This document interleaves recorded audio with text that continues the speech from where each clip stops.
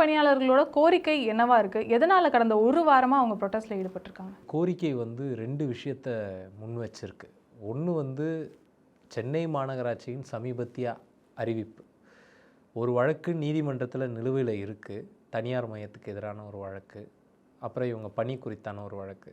அப்படி நிலுவையில் இருக்கும் பொழுதே ராம்கின்ற ஒரு தனியார் நிறுவனத்துக்கு ஆண்டுக்கு 272 கோடி ரூபாய்க்கு வந்து கான்ட்ராக்டை வந்து கொடுக்குறாங்க.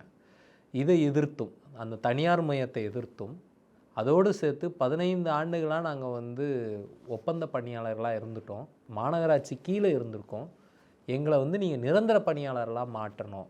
இந்த 2 கோரிக்கை தான் அவங்க முன்வைக்கிறது.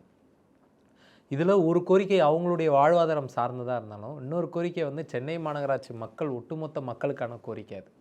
ஏன்னா நீங்கள் கிட்டத்தட்ட ஒரு ஆண்டுக்கு 272 கோடினா 10 ஆண்டுக்கு கொடுத்துருக்காங்க. 2720 கோடி.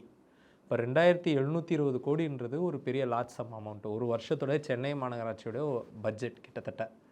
அப்படி இருக்கும்போது அந்த பணத்தை நீங்கள் ஒரு தனியார் நிறுவனத்துக்காக கொடுப்பது, அதுவும் ஒரு நம்மளாக எடுத்து நடத்தினா இவ்வளோ செலவு ஆகாது. அந்த 2 வார்டுக்கு, சென்னை மாநகராட்சி மொத்தம் கிடையாது, வார்டு 5, 6 அந்த 2 வார்டுக்கு மட்டும் 272 கோடி என்னும்போது, இப்போ நம்மளுடைய வரி பணம் ஒரு ராம்கி என்ற ஒரு தனியார் நிறுவனத்தின் கொள்ளை லாப வரிக்காக, அவங்க கஜானாவை நிரப்புவதற்காக செலவு செய்யப்படுது.